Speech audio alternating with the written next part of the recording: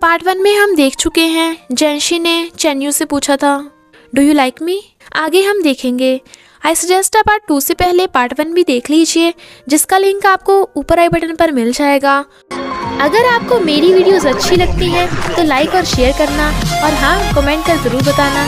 और ऐसी ही नई नई लेटेस्ट वीडियोस देखने के लिए हमारे चैनल को सब्सक्राइब भी कर देना। पार्ट 2 में हम देखते हैं वो हैरान था तो वो कहती है मेरा मतलब मेरी कंपनी को। वो कहता है आई लाइक यू, तुम्हारी कंपनी को। और फिर उसका फीवर ठीक होने पे वहां से चला जाता है। नेक्स्ट डे चेंशु उसे ब्रेकफास्ट देने आया था, पर जब वो देखती है उसने बाकियों को भी ब्रेकफास्ट लाकर दिया तो वो बिना लिए ही चली जाती है। पर फिर उसे चेंशु की चिंता भी होती है। चेंशु उसका हाथ पकड़ने लगा था, बट वो हाथ हटा लेती है। वो पूछता है क्या तुम अब तक गुस्सा हो क्योंकि मैंने यैन को कॉफ़ी कप दे दिया था। वो कहती है नहीं, आगे से तुम्हें मेरे लिए ब्रेकफास्ट लाने की ज़रूरत नहीं, और वैसे भी शो ख़त्म होने के बाद हमारा कॉन्ट्रैक्ट भी ख़त्म हो जाएगा। उसके जाते ही वाइस प्रेसिडेंट चेंशु को ऊपर उठा लाता है और पूछता है तू जेंशी को लाइक करता है या उसके पैसों को। चेंशु कहता है मैं सिर्फ जेंशी को लाइक करता हूँ, पर तू तो उसका भाई होकर उसे इतना परेशान करता है। वो कहता है हाँ, उसे सिर्फ उसका भाई परेशान कर सकता है, मैं किसी और को उसे परेशान करते नहीं देख सकता। मेरी नजरें हैं तुझ पे, समझा। बट जेंशी के आते ही बात टाल देता है। सीईओ को अभी भी लग रहा था कि चेंशु यैन को लाइक करता है, पर यैन उसे सच बता देती है। इनफैक्ट जब चेंशु को फाइल में वो नोट रखा मिलता है तो वो बहाने से बार बार यैन से वो कॉफ़ी कप लेने की कोशिश करता है, बट लिमिटेड एडिशन होने की वजह से यैन ने उसे वापस नहीं किया था। ये सुन सीईओ की हार्ट रेट अपने आप 50% हो जाती है, जबकि अब तो उसने चेंशु को टच भी नहीं किया था। पर यैन को लगता है ये सब लव का असर है। तभी वाइस प्रेसिडेंट सीईओ को न्यू सैंडल लाकर देता है। वो अपने शो के लिए शॉपिंग करने आई थी। चेंशु की एक ड्रेस बहुत पसंद आती है, बट वो महंगे होने की वजह से मना कर रहा था, तो जेंशी उसे ट्राई करने को कहती है। जब चेंशु वो ड्रेस पहन के आता है तो वो बहुत हैंडसम लग रहा था, तो जेंशी उसे अपने पैसों से ड्रेस बाय कर देती है, बट वो गुस्से में था। तो वो कहती है मैंने तो तुम्हें गिफ्ट दिया था, अच्छा तुम बदले में मुझे एक्सपेंसिव खाना खिला देना। वो मान जाता है, बट वो एक्सपेंसिव खाना किसी रेस्टोरेंट का नहीं बल्कि चेंशु का बनाया हुआ खाना था। और वो बताता है कि हर बार वो उसे अपने हाथों से ही ब्रेकफास्ट बनाकर लाकर देता था, और बाकियों का ब्रेकफास्ट तो उसने ऑर्डर किया था।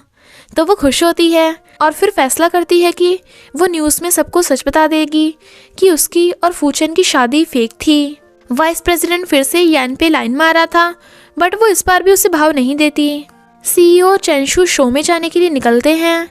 वो न्यूज़ में सबको सच बताने ही वाली थी, बट इससे पहले ही रिपोर्टर्स फूचेन को लेकर उस पर आरोप लगाने लगे थे और क्वेश्चंस पूछने लगे थे।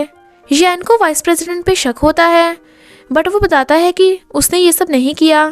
तभी वहाँ डैड आ जाते हैं, जिन्हें देख सीईओ की हार्ट रेट बढ़ने लगी थी और वो कुछ बोल ही नहीं पाती। वो बेहोश गिरने वाली थी, पर तभी चेंशु आकर उसे पकड़ लेता है और फिर सबके सामने उसे किस कर देता है। ये देख सब हैरान थे, बट डैड गुस्सा हो चले जाते हैं। जब वाइस प्रेसिडेंट अपने दिमाग का यूज़ कर इस बात को हैंडल कर लेता है तो ये देख यैन उससे थोड़ा इम्प्रेस हो जाती है। इनफैक्ट उस टाइम चेंशु ने सीईओ के कहने पे ही उसे किस किया था ताकि उसका स्ट्रेस कम हो सके, और वो उसका थैंक यू करती है। कॉन्ट्रैक्ट खत्म होने की वजह से चेंशु को कंपनी से जाना पड़ रहा था, बट उसे जेंशी की याद आ रही थी। जेंशी न्यूज़ में सबको बता देती है कि मैंने ज्वेलरी की ऐड के लिए फूचेन से फेक मैरिज करने का नाटक किया था।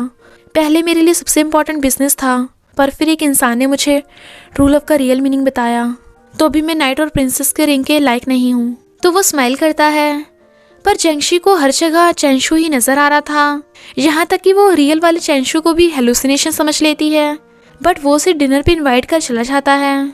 नेक्स्ट सीन में चेंशु जेंशी को प्रपोज करने के लिए रोमांटिक लाइंस बोल रहा था, पर तभी अचानक से उसके आगे वाइस प्रेसिडेंट आ जाता है।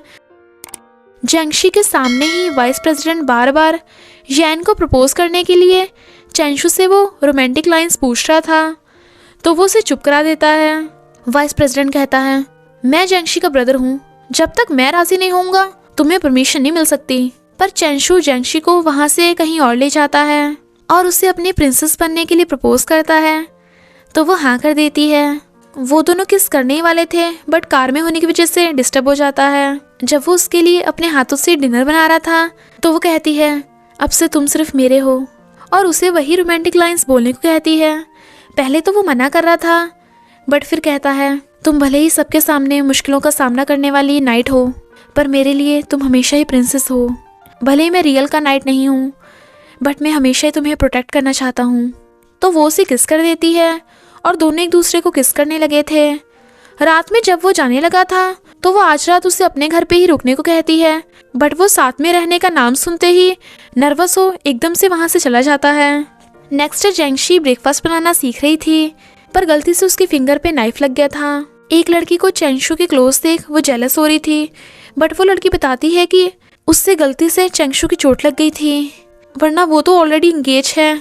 ब्रेकफास्ट और उसकी चोट देख चेंगशु से कहता है आगे से तुम ब्रेकफास्ट का काम मुझ पे छोड़ देना, तुम बस अपने ड्रीम पे फोकस करो। वो कहती है क्यों, तुम्हारा कोई ड्रीम नहीं है? वो कहता है मेरा ड्रीम तो तुम हो, क्योंकि मुझे तो तुमसे फर्स्ट साइड लव हो गया था। वो कहती है तो जब मैंने तुम्हें फर्स्ट किस किया था तुम गुस्से में क्यों थे? वो कहता है अगर मुझे पहले पता होता तो मैं तुम्हें 2-4 किस और कर देता। और फिर दोनों डेट पर जाते हैं। इधर वाइस प्रेसिडेंट भी यैन को डिनर पे लाया था और पूरी कोल्ड ड्रिंक खाली कर देता है, क्योंकि उसने यैन के लिए बोतल पे रोमांटिक लाइंस लिखी हुई थी। तभी वो दोनों जेंगशी और चेंशु को साथ में देख लेते हैं। वाइस प्रेसिडेंट को लगता है कि चेंशु सिर्फ जेंगशी के पास उसके पैसों की वजह से है, इसलिए उसे टेस्ट करने का डिसाइड करता है। जेंगशु से कहती है अगर तुम्हें मुझे किसी प्लांट से डिस्क्राइब करना हो तो वो कौन सा प्लांट है? वो कहता है कैक्टस।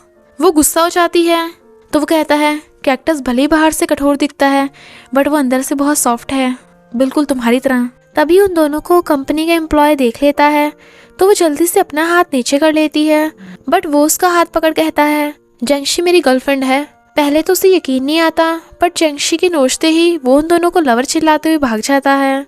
वाइस प्रेसिडेंट एक लड़के को सीईओ जैसा विग पहना के जानबूझ के चेंगशु के सामने बोलता है जेंगशी तुम मेरी रियल सिस्टर नहीं हो, तुम्हें तो डैड ने अडॉप्ट किया था, इसलिए डैड ने फैसला किया कि तुम अब कंपनी की सीईओ नहीं रहोगी और हम तुम्हें अब घर से निकाल देंगे।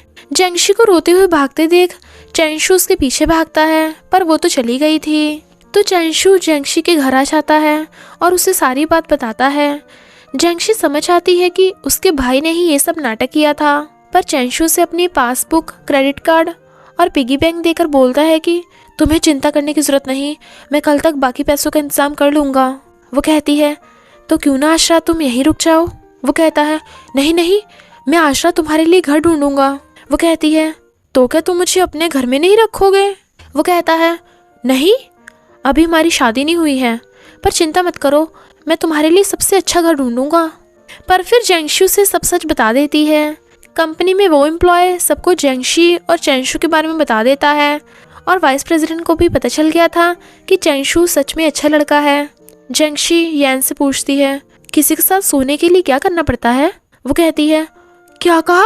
वो कहती है नहीं नहीं, मेरा मतलब वो नहीं, जैसे मैं और चेंगशु कपल हैं, पर पता नहीं क्यों वो मेरे साथ एक ही घर में रहने से मना कर रहा है। तो क्या तुम्हारे पास कोई ट्रिक है? तो यैन उसे कुछ ट्रिक्स बताती है। नेक्स्ट सीन में वो दोनों टीवी देख रहे थे तो जेंगशी उसे बाहर वेट करने को बोलकर खुद शावर लेने चाहती है, और फिर अंदर से उसे टॉवल देने के लिए आवाज़ मारती है। चेंगशु को लगता है वो बिना कपड़ों के होगी, इसलिए पर्दा लगाकर उसे बाहर आके टॉवल लेने को बोलकर खुद वहाँ से जाने लगता है, क्योंकि वो बहुत नर्वस था। यैन की ये ट्रिक तो फेल हो गई थी, तो वो उसे एक और नई ट्रिक बताती है। जेंगशी बीमार होने का ड्रामा कर चेंगशु को अपने बेड पर बुला लेती है और उसे पूरी रात ऐसे ही अपने साथ सोने के लिए कहती है।